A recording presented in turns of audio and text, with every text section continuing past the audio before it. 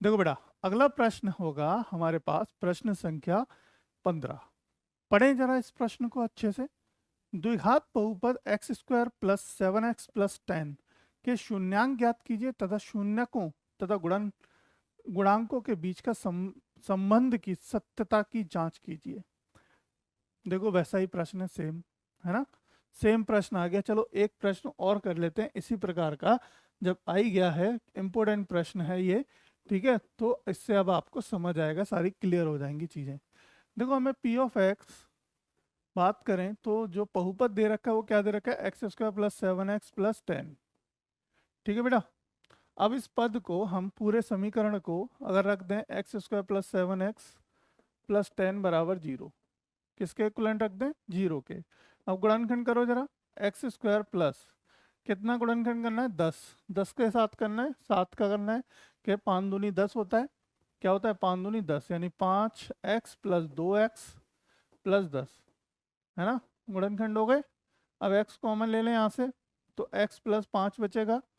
यहाँ से आप कॉमन ले लो, क्या, प्लस का 2 कॉमन ले लो, ठीक है। अंदर क्या बचेगा, x + 5 बचेगा, ठीक है बेटा, बराबर 0। तो x + 5 एक बार और कॉमन आ गया, अंदर बचा x + 2, ठीक, क्लियर, बराबर 0।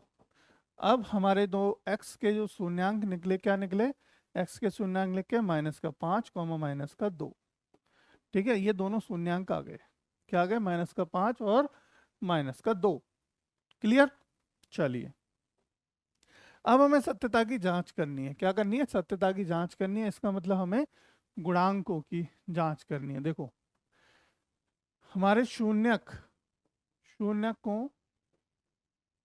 का योगफल करते हैं जरा।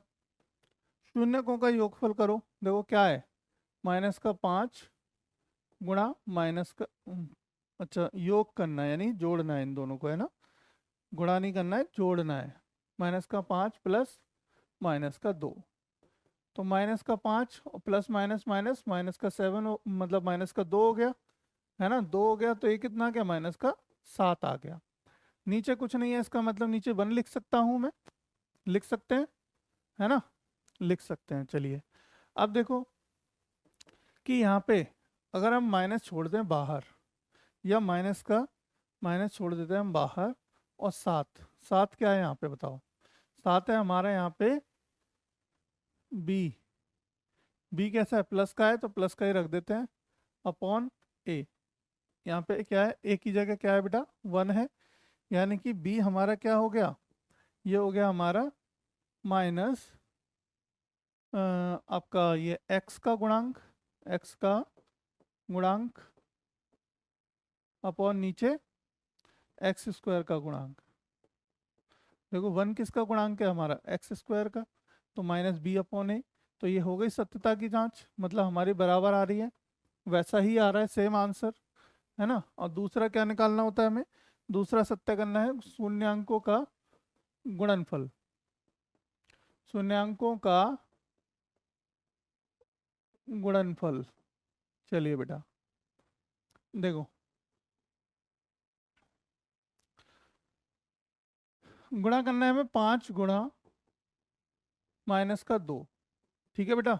अब देखो माइनस माइनस तो प्लस हो जाएगा, 5 दूनी 10 हो जाएगा, कितना हो जाएगा, 10 हो जाएगा यहाँ पे।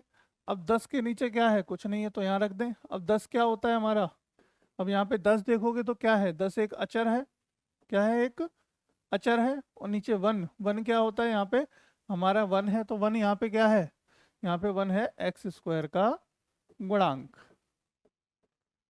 और यही फॉर्मूला होता है हमारा किसका, शून्यांकों का गुणनफल का। शून्यांकों के गुणनफल का फॉर्मूला क्या होता है, यही होता है। तो सत्यता की जांच हो गई, हो गई ना, यानी दोनों ही हमारे किसके प्रूफ हो गए। अब तो क्लियर है, ये प्रश्न इस तरीके का आएगा तो कराएंगे।